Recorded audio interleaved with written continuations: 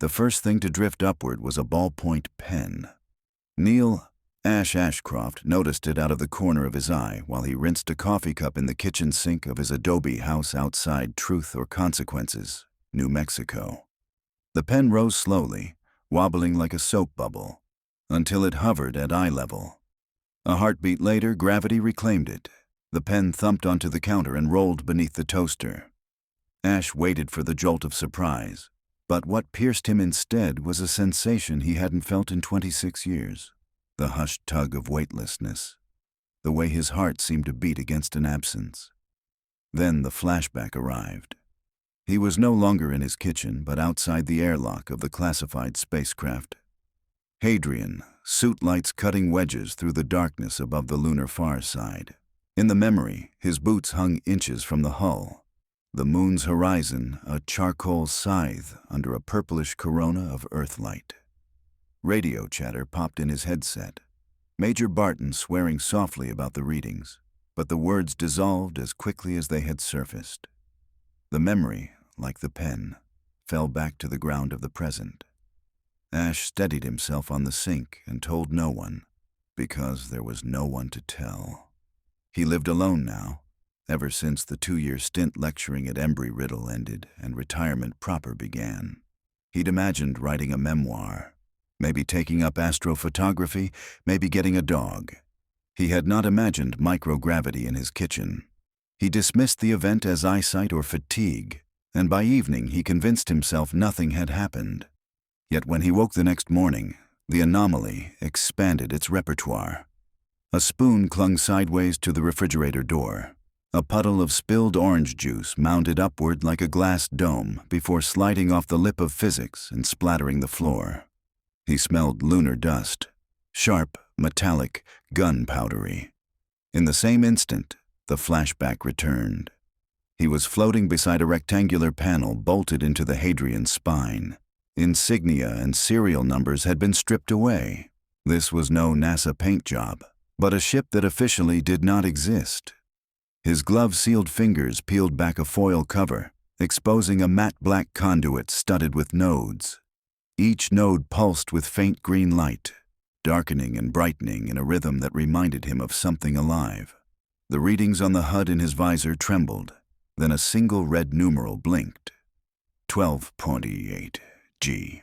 Impossible, the cerebrospinal fluid of his training insisted. You don't measure negative G in the vacuum. But he remembered the sensation of being pulled nowhere and everywhere at once.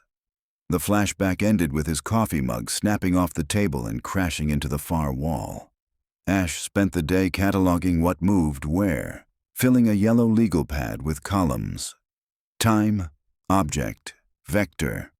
He had learned early in Apollo training that the difference between anecdote and data could be the difference between a medal ceremony and a funeral.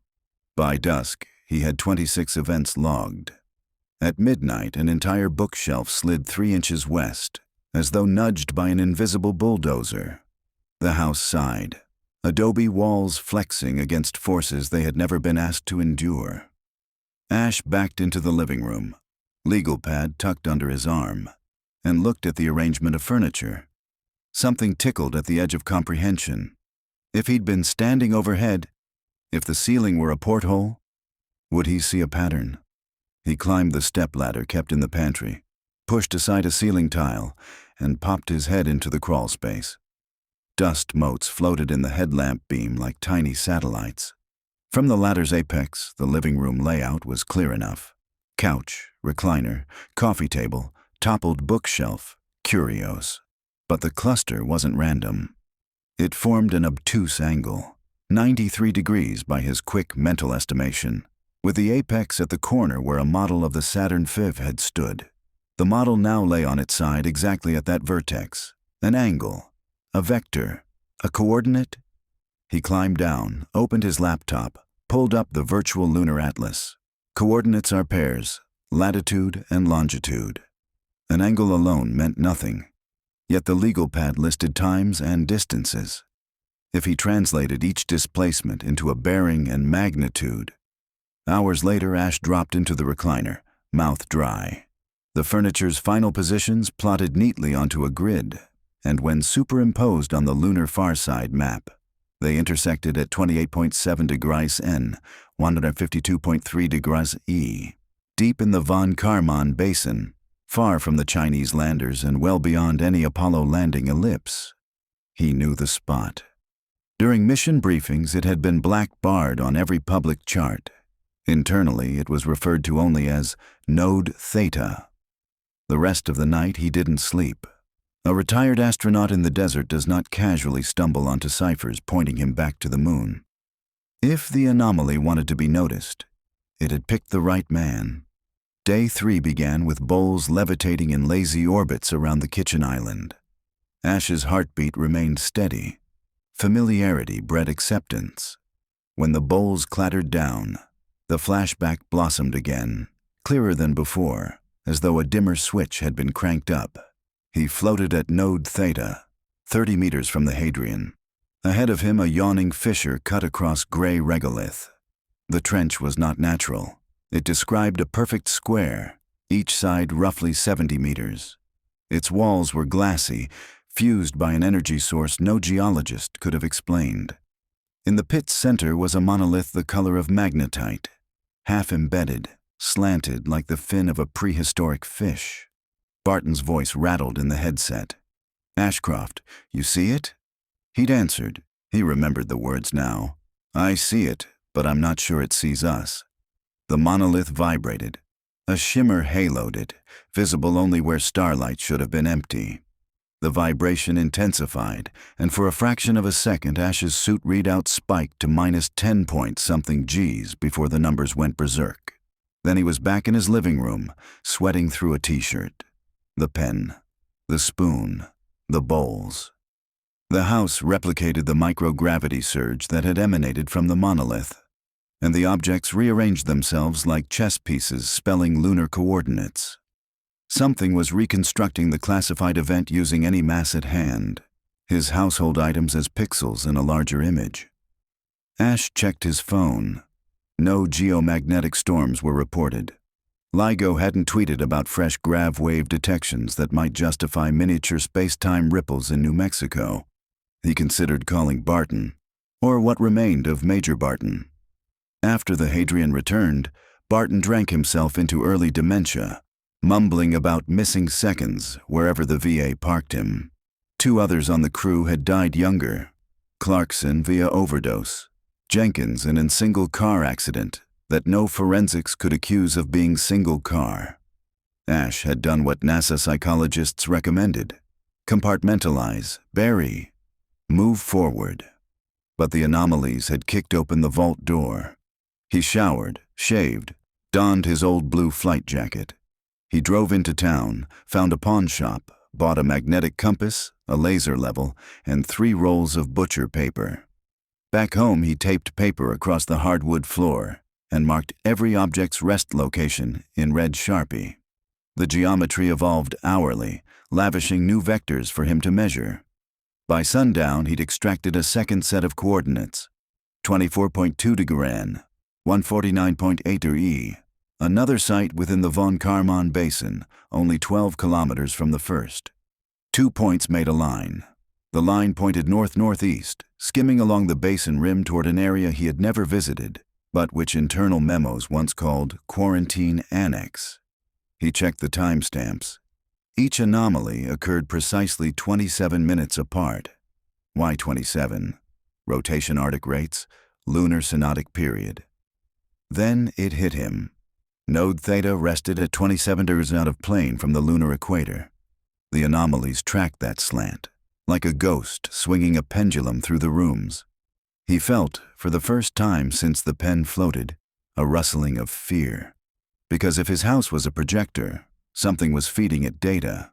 The only transmitter with first-hand knowledge of Node Theta was on the moon itself, and it had been dormant since the Hadrian's crew blew the explosive bolts on its antenna array in 1998. Unless dormancy was the lie they told themselves. At 02:27, the electricity flickered, and every metallic object in the bedroom lifted 3 centimeters, paused, and resettled. The pattern they drew on the butcher paper translated into a third coordinate: A triangle now enclosed a region roughly the size of Houston's Mission Control. His skin prickled. Inside the triangle lay the crater Ashcroft. An absurd coincidence. But he knew the feature. 10 kilometers wide, basalt-floored, never photographed outside black programs. No one had named it for him. The IAU's official list held no Ashcroft crater. The name lived only in white papers and whispered hangar briefings. Back in '98, NASA's public story was that the Hadrian mission repaired a satellite. The classified brief said otherwise. Hadrian was to deposit autonomous seismic pods, but the pre-flight dope sheet included a contingency.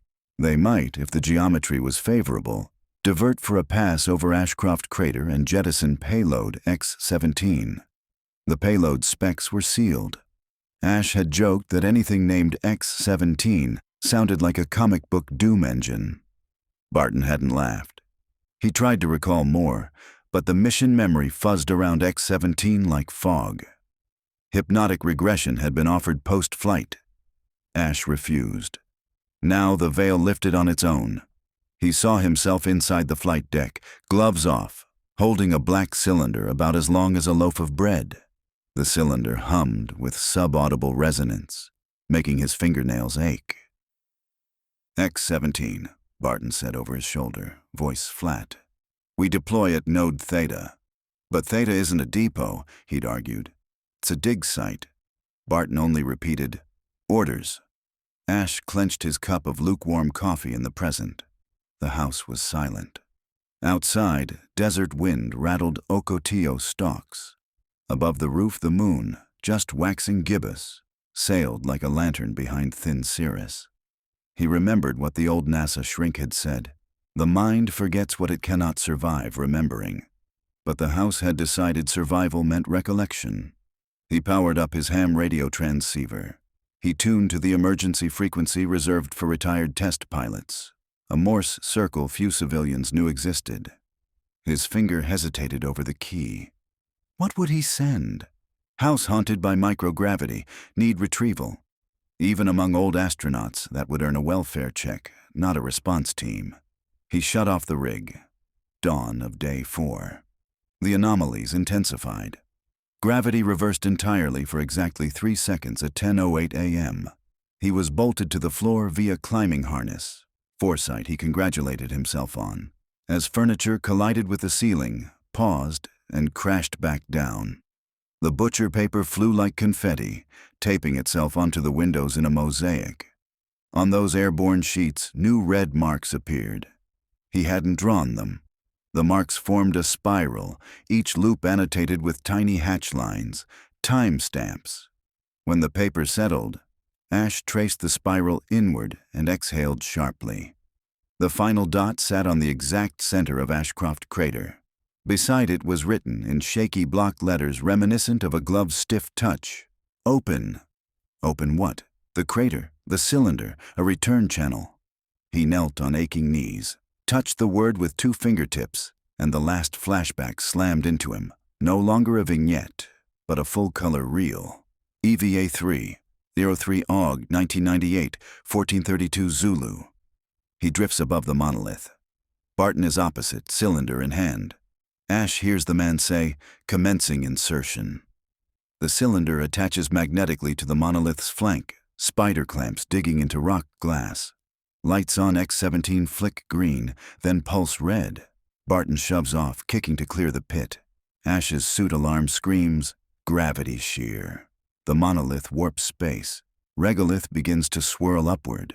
For a breath, everything turns inside out. Stars rest on a plane beneath his boots. The pit becomes an inverted mountain. Barton flails, tether snaps, and the man is flung into black. Then nothing, memory truncated, spliced, sealed. Ash gasped on his living room floor. His pulse hammered like a malfunctioning pump. The anomalies were a reenactment, and clearly Barton, or what Barton became, was still participating from somewhere unreachable. Open, he muttered. Open or reopen. If X-17's attachment was an insertion, perhaps today was extraction. He fetched the telescope case from the closet and hauled it outside. The Dobsonian reflected a hazy morning sky, but by night he'd have a crisp look at the gibbous disk. He spent the afternoon configuring astrophotographic software he hadn't used in ages, aligning mounts, calibrating motors. During setup, a wrench floated out of the toolbox, angled northeast, then clinked onto the gravel. A reminder. Node Theta lay in that direction, 38,000 kilometers up. When darkness fell, he pointed the scope at Ashcroft Crater. Consumer optics couldn't resolve a 10-kilometer crater on the far side. Earth never sees that face. But with remote access to a relay of student-run CubeSats orbiting the moon, he could piggyback their imaging feeds. He logged in under an old mentor's credentials, slewed a CubeSat camera, crossed his fingers. The feed lagged by 2 seconds, grainy but adequate. At 22:27, the house lights dimmed. In the feed, a tiny flare blossomed over von Karman, then winked out. Telemetry spiked. The CubeSat recorded an anomalous mass reading. Its inertial sensors briefly reported it had lost 3 kilograms. The flare repeated at 22:27:27, and Ash felt a tug behind his navel, like the first rise of a roller coaster. He whispered, "Come on, show me." The third surge arrived, brightest yet. In its wake, the camera captured something horizontal, a reflective band across the crater floor. The band lengthened, widened, resolved into the edges of a hatch sliding open in dust that hadn't been disturbed in eons. A dark corridor swallowed starlight. Instrument crosstalk jittered. Then the CubeSat lost lock and the feed cut. Ash sat transfixed. The house was motionless at last, the anomalies spent. Because the opener had opened. He pictured the corridor, the monolith, the clamps of X-17 releasing after 26 years, perhaps delivering its stored data, or its stored passenger. A low-frequency knock vibrated the front door. Not a fist, a wavefront. The windows quivered, dirt avalanched off the roof. He opened the door. No one stood on the porch. Instead, moonlight pooled in a column, brighter than any reflected albedo. Within that column, motes danced, coalescing into a silhouette shaped vaguely like a man tethered to nothing. The pen that had floated first now rolled out the doorway, came to rest at the figure's incorporeal feet. "Ashcroft," a voice half static, half wind said. The voice was Barton's, but stretched, as if recorded at 1 gravity and played back at 1/6. "Barton," Ash answered. "You left me," the voice alleged without rancor. "But you opened the way." "The monolith, what is it?" "A switch," Barton replied. "Alpha to Omega. We were the key. Now it turns again." Ash's legs trembled, not in fear, but exhilaration. A mission briefing written in the sky. He'd trained his whole life to go when called. Retirement was a footnote. "What does it want?" he asked. "To finish the experiment. And me? You never stopped being part of it." Ash looked back into the living room. Papers, broken furniture, data points crusted on the past 4 days. All preparation, calibration. He inhaled the desert air, cold and ionized. "Then I'll need a launch," he said simply. The figure nodded once. In the distant night, a crown of blue light blossomed above the Rio Grande Valley. The old Spaceport America lights snapped on, though no official manifest listed a launch. He realized the facility's mothballed reusable booster, Draco 5, could be fueled in 30 hours. "I'll come," he pledged. "But on my terms." "Hurry," Barton's echo told him, syllables dispersing like mist. The column collapsed, moonlight thinning to normal radiance. Above, the lunar disk hung unassuming. Yet Ash knew somewhere in the shadowed von Karman, a hatch yawned, waiting. He packed a duffel, flight gloves, sextant, notebooks. He poured a final cup of coffee, watched to see if it would float. It remained obedient to Earth. The house was ordinary again. Its message delivered. Ash locked the door and strode to the truck. The tires seemed lighter on the gravel, as though Earth's embrace had been loosened by a fraction only he could feel. He set the GPS for Spaceport America, engine rumbling to life. Behind him, inside the quiet adobe, The pen rose one last time and spun, pointing north-northeast, toward the crater that carried a name no map recorded, toward a question that insisted on answering itself.